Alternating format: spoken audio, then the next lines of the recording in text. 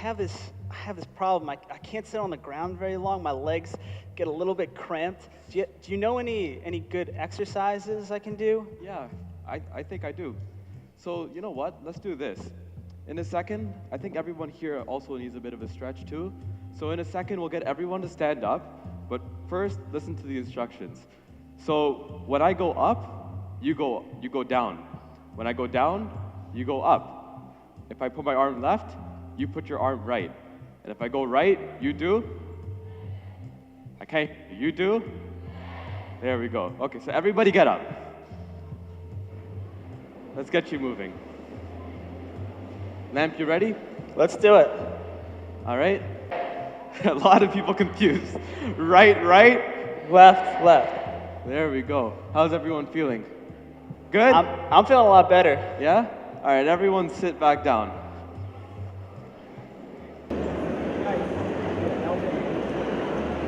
The man's got style. Orange is definitely the new black. I wouldn't say that's his most important quality, but hey, whatever works for you, right? But tell me one thing.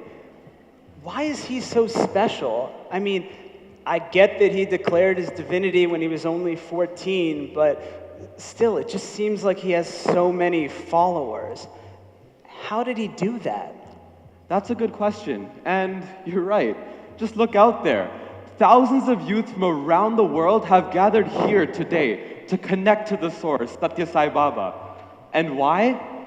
Because when they connect with him, they light up, just like the chandeliers in this hall.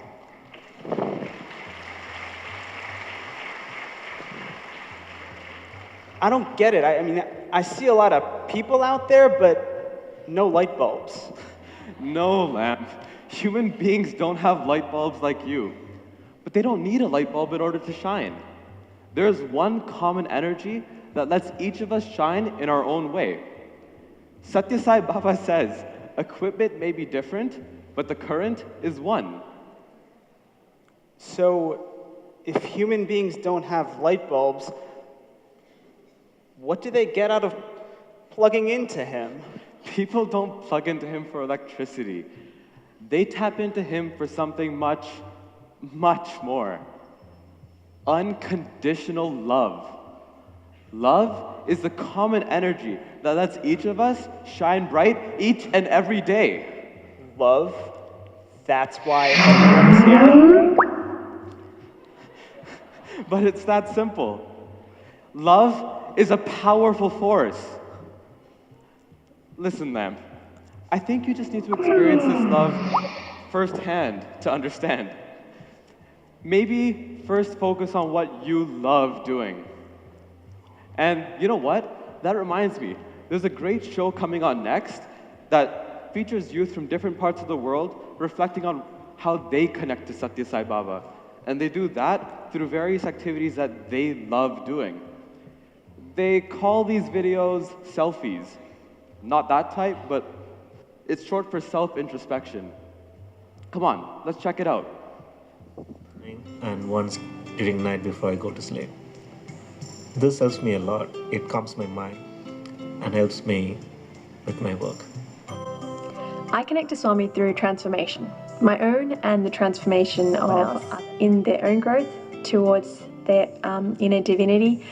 That's when I really feel like I get a chance to be Swami's instrument.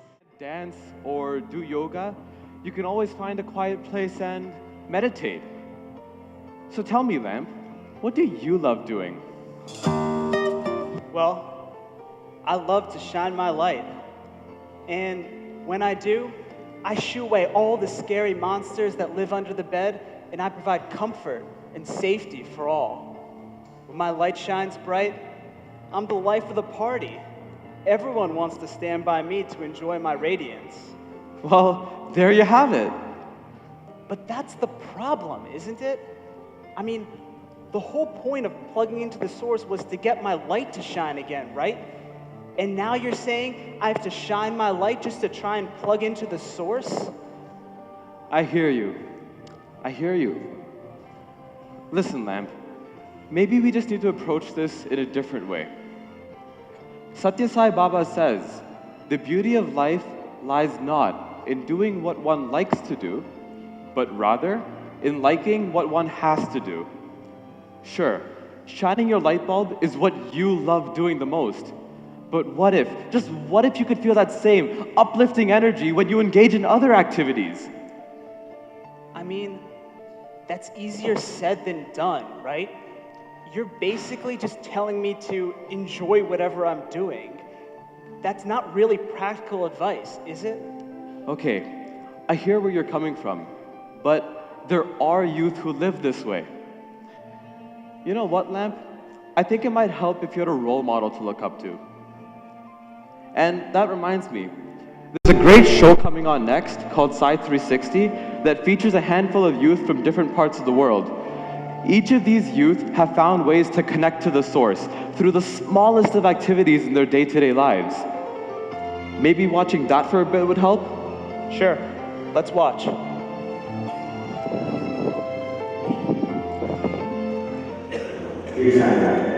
Welcome to the race.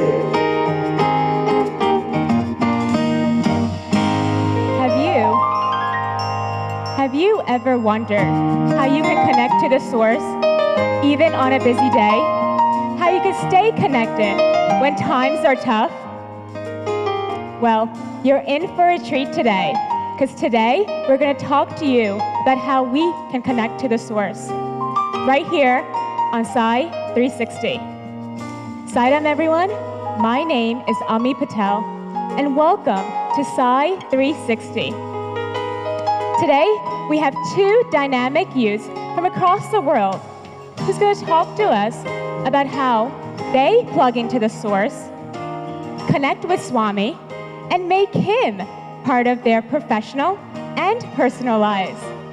So let's get started and find out from our guest how spirituality can be integrated into our daily lives and how we can connect to the source, which is divinity within us. Our first guest comes from the Aussie shores of Melbourne, Australia. She has held various positions in the Psi organization. Currently, she is the National Youth Advisor of Australia. She's also a representative of the Sri Sathya Sai School in Victoria. She has attended many youth pilgrimages and had the opportunity to attend all of the World Youth Conferences right here in Prassanthi, Nilayam. Besides of her love of Sai literature and Sai everything, she loves a good piece of chocolate. She and I are going to be great friends. So let's all welcome Sister Malini.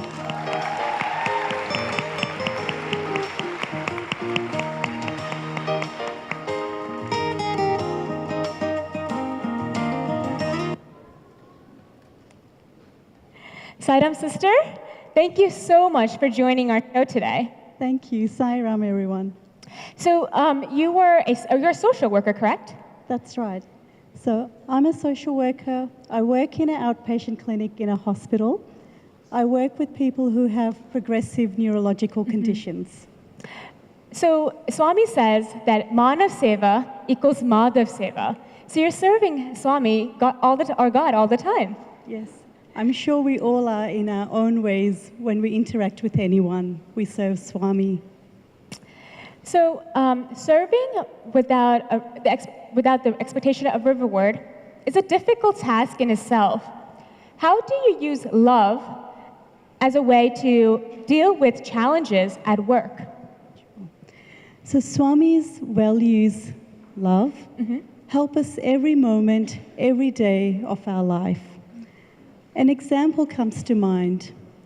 When I had newly graduated as a social worker, I was working on an inpatient unit in a hospital. And we had a lady that was admitted onto the ward. And she was seen to be a very difficult person to work with.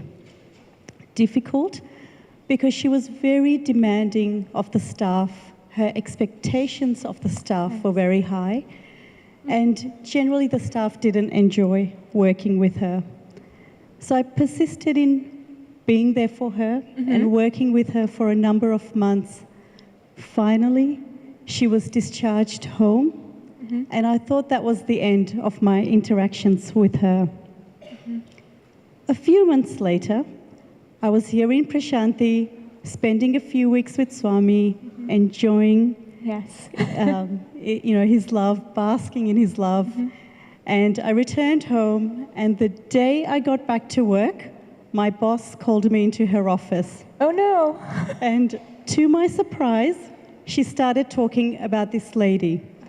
And what she told me is that this lady had developed a very severe pressure area, and she needed to be hospitalized very urgently. And her condition was so serious that the government departments had become involved. And they were ringing the CEO of our hospital, the management of the hospital was involved, but no one was able to convince this lady to come into hospital, go into any hospital. So my boss said, you've worked with her for, a number of months. Yes. Can you try and give her a call? So I rang this lady and I said to her, I hear everyone is really concerned about you. You need to be in hospital. And she said to me, are you asking me to come into hospital? And I said, yes, I am asking you to come into hospital. And her next words really surprised me because she said, when do you want me to come into hospital? Wow. And Change of events. the next day, she was in hospital. Brothers and sisters, what I wanted to tell you is that every time that I was interacting with her, or whenever I'm in a difficult situation, what I do is I chant the Gayatri to plug into the source, or I send the person love in the form of a pink light. So what she was responding to was nothing but Swami's love. And this is the power of love. So did this process make you more plugged into the source? Absolutely. It allows you to connect to Swami. Yeah. So you have it here, brothers and sisters. To plug into the source, one example is the love that we can share with each other.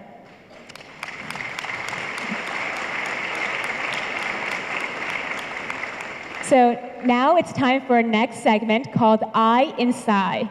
So are you ready, sister? I'm ready. So I'm going to ask you a few questions.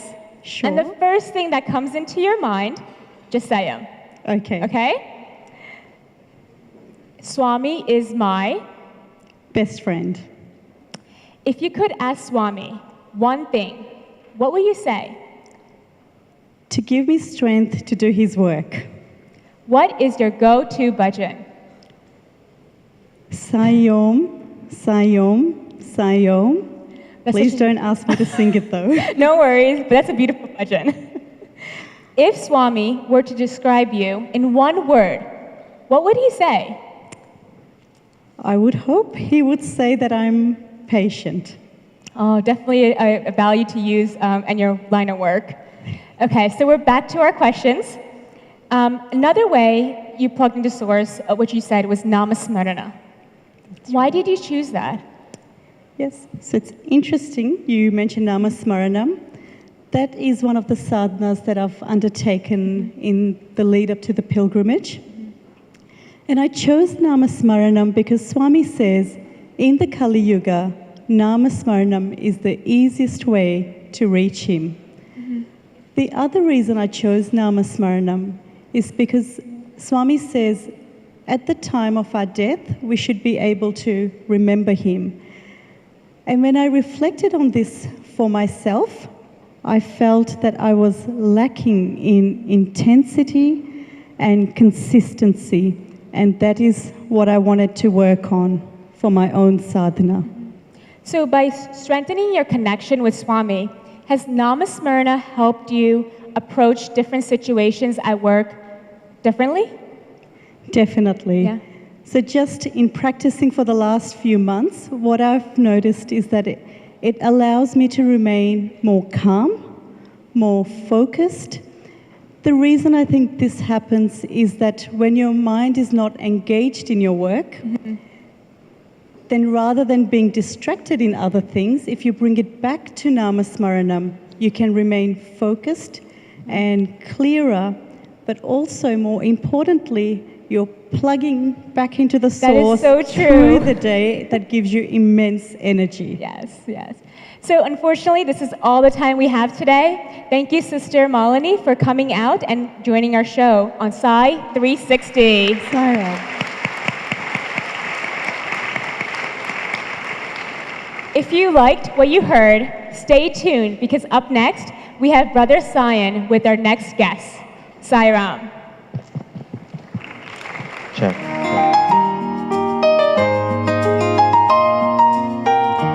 Om Shri Sai Ram, everyone, and welcome back.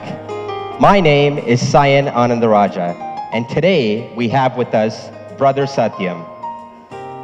Hailing from the Netherlands, Brother Satyam is currently the National Youth Coordinator of the SSIO Netherlands. The 2007 World Youth Conference was the catalytic event that inspired Brother Satyam to become more involved in the Sathya Sai International Organization, specifically with the youth wing. In addition to his involvement with the youth, Brother Satyam is also actively involved with the national SSE team in the Netherlands. Brother Satyam earned his master's in industrial ecology at the University of Leiden and the Delft University of Technology. Currently, Brother Satyam is a secondary school teacher specializing in chemistry. Having been in the Sai fold since birth, Brother Satyam now considers the Sathya Sai Center of Amsterdam his spiritual oasis at the end of each week. Let us please welcome Brother Satyam on the stage.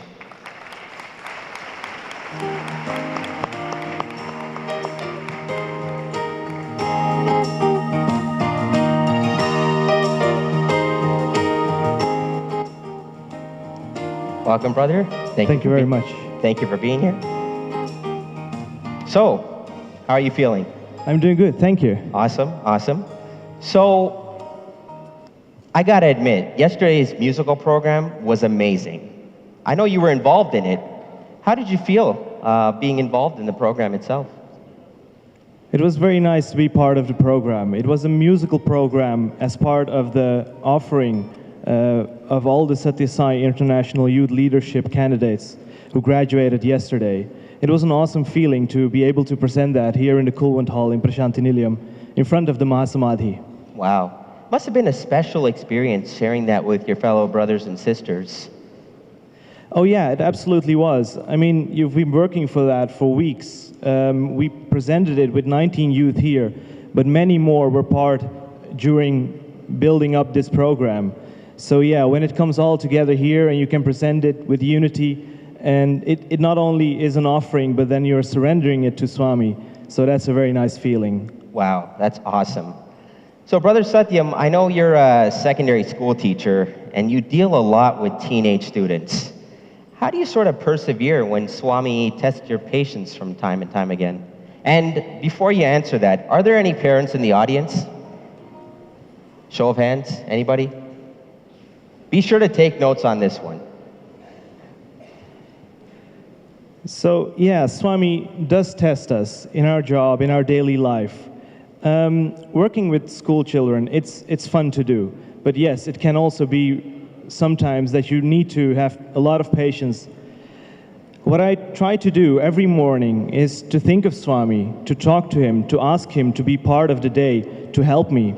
And at the end of the day, thank him because he helped throughout the day and he was there at every moment.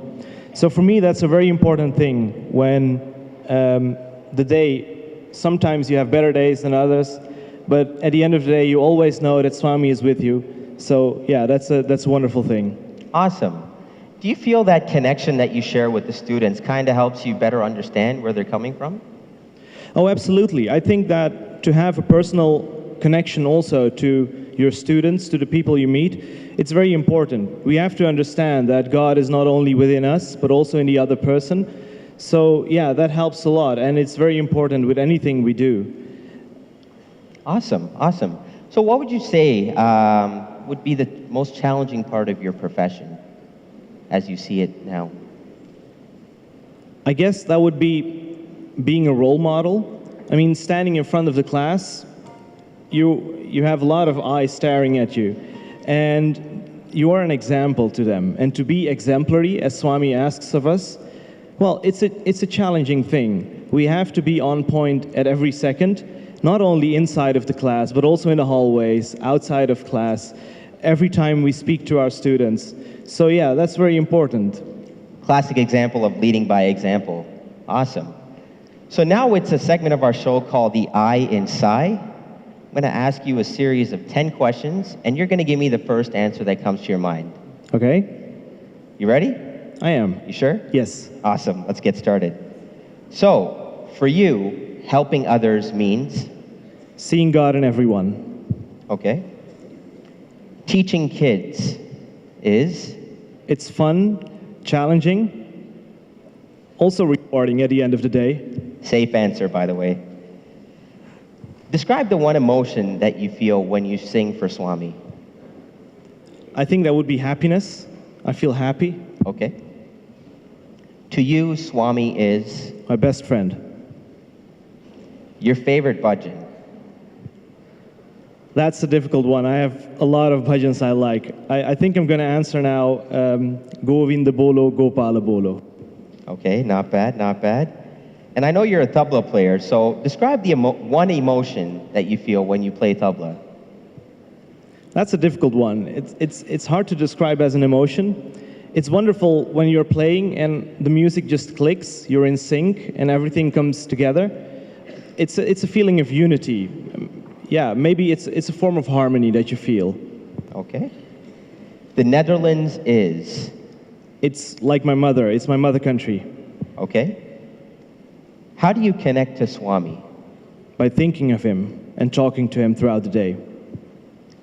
And if there's one place on this planet right now that you'd like to be with Swami, where would it be? I think if Swami is with me, any place would be fine. Wow. So clearly we can see Brother Satyam is connected to the divinity within him. Awesome, awesome. So I know at times it can be hard to establish connections with others, and people often say you can't really choose your family, but it so happens you can't choose your coworkers either. How do you seek to integrate Swami's teachings in resolving conflicts with, say, a boss, a colleague, or a friend? Yeah, that's a good question. I think also very important. And in any line, in any job that we have, we deal with these things. I find it interesting that you mentioned family as well. I like to consider my colleagues as family as well. Even though you have some difficult moments as well, they're also family. And we have to consider that we are actually going towards the same goal. Now, in my line of work, I like to think that the goal of us is not only to teach children a certain amount of knowledge, but also to give them the tools, how they can deal with problems in society later on, give them values. So I'm sure that all of my colleagues have this same goal, even though they may phrase it in a different way. Maybe they call it differently. But I like to think of it as brothers and sisters working towards the same goal. So listening to each other, a lot of understanding is needed, but keep in mind that we all have the same goal. Wow. So you find viewing everyone as the same helps you? Well, seeing God in everyone helps the idea of the other one is not separate from me, from myself, and that we have something in common. That's very important, I think. That is awesome. Well, Brother Satyam, we do thank you for being on the show with us today. Let's give Brother Satyam a round of applause.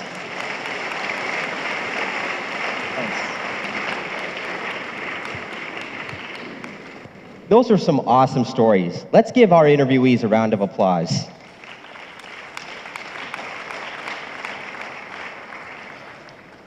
We thank you all for listening, and we really hope that these stories helped you connect to the divinity within. For some of us, that can mean bhajans, reading Sai literature, meditation, or helping others. Whatever it may be, let us never forget that Swami is always within us, and it is up to us to ensure that he remains in our hearts through our thoughts, words, and deeds. Jai Sai Ram, everyone.